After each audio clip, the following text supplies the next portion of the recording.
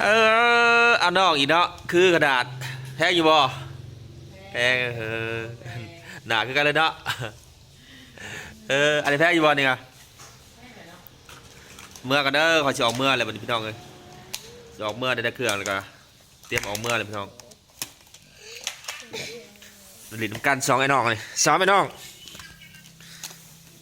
หายเมื่อน้ำกับหายเอาเมื่อน้ำเลยพี่น้องเลยหายหมื่นเปล่าเด้อคอยเด้อขี่รถออกเปล่าเด้อหมื่นบอบอเลยเบิ้งเลยอุ้มเลยอุ้มตลอดเลยอุ้มใหญ่แล้วใครจะอุ้มใหญ่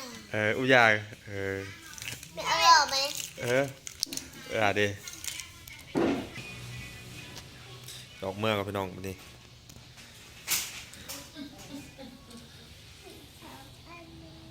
ก็เอาเข่าเมื่อน้ำพี่น้องเอาเข่าแล้วก็เสือขาวพี่น้องเลยมาแววเสือขาวแห่งอ้นนอดพี่น้อง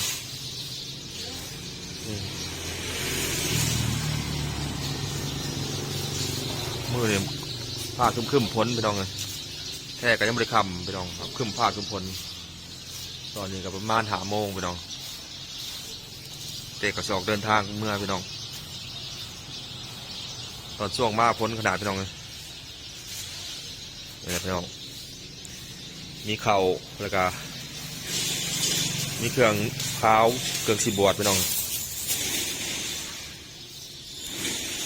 เมื่อป้าได้หมื่นไป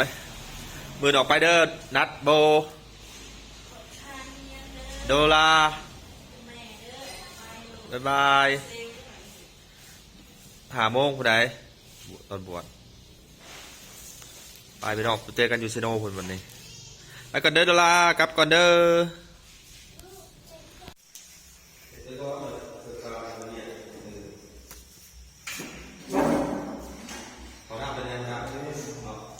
ข่าวน้องนักกง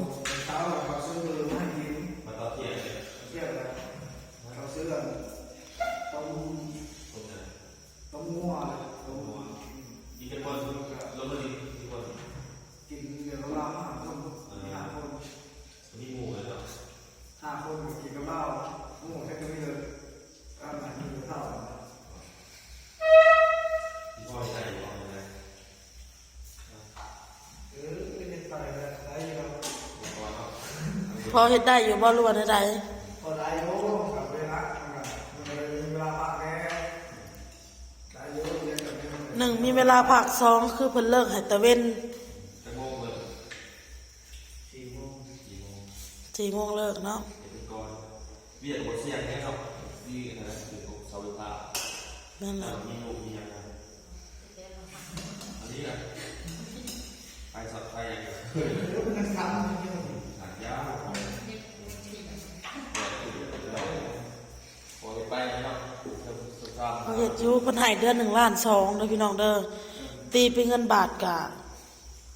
เพิ่นยังสิขึ้นให้อยู่ที่แรกเพิ่นสิให้1.1 ล้านแล้ววันนี้แหละเพิ่นเห็นเวียกเห็นงานขยันแล้วก็แบบว่าเฮ็ดได้นะเวียกเขาบอกให้เฮ็ดแล้วเฮ็ดได้ก็เลย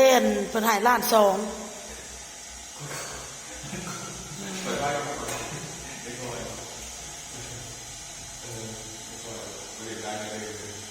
ดัง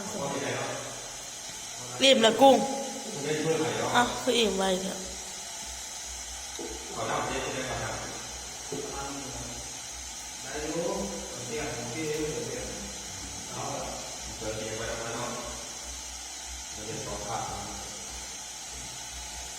เงินผ้าขาวเนาะ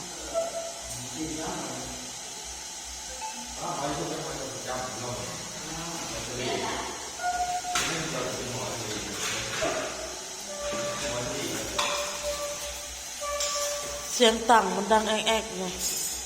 FC เพิ่นบอกว่าให้ผูกแพร่แสนตีนตั้งไว้มันจึงบ่ดังกระดาษทิชชู่ก็ได้ห้องแล้วเอายางหลอกไว้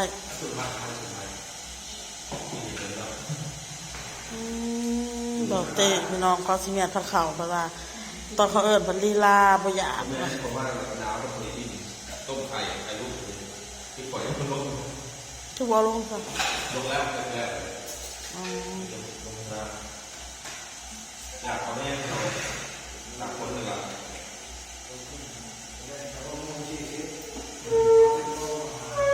อย่าเฮ็ดมันดังยังวะ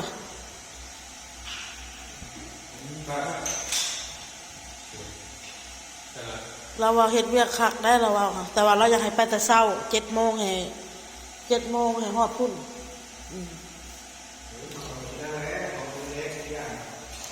หมู่ร้ายคนเดียว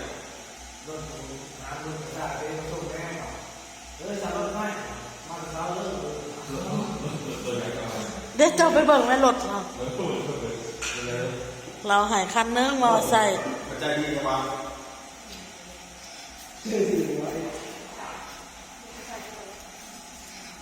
อยู่ก็ใกล้แล้วยืดทางเท้าติดบาทเดียวเด้อฮะ ติดบาทเดียวรถ ใบดึกใบ หากได้พ้นตกพ้นขี้ต้มเต็มหน้าเต็มหลังเลย น้ำมีโคบหน้าคนลำมูนี่ติดน้องบาทเดียวโบเล่นก็ได้กันเล่น ติดมึงด้วย ดึกใบแม่นะบาทเดียว เล่งด้วย เล่นหน้าเด้อ เบรกหน้า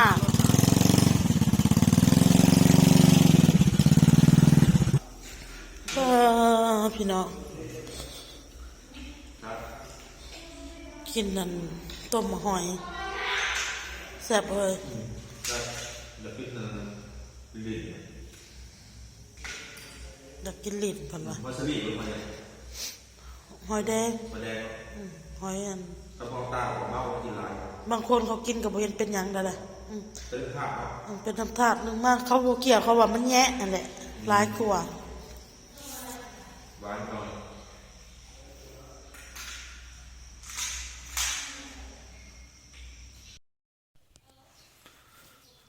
มืออื่นก็เตรียมตัวพี่น้องเตรียมตัวบวชก็ได้ประมาณอาทิศหนึ่งพี่น้องบวชครั้งนี้ก็ให้ลุงป้านะเอา FC ทุกคนพี่น้องจงมีความสุขความสบายใจบวชครั้งนี้บวชให้ทุกๆคนพี่น้องบวชให้พ่อแม่อ้ายและก็แม่อยู่อเมริกาพี่น้องและก็สัตว์สาบสิ่งที่เฮาผิดไปพี่น้องหรือตั้งใจบ่ตั้งใจเฮาก็บวชครั้งนี้ก็แผ่เมตตาพี่น้องให้หมดทุกคนพี่น้อง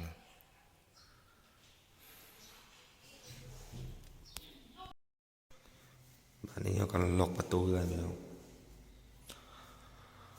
เตรียมนอน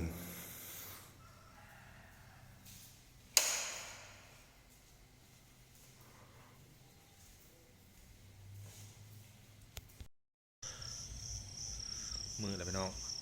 อากาศก็เย็นมือนี่พี่น้องเอาพี่น้องคลิปนี้ก็สิได้ขอลาไปก่อนพี่น้องสบายดีพี่น้องเจอกันคลิปหน้าพี่น้องสบายดีลาไปก่อน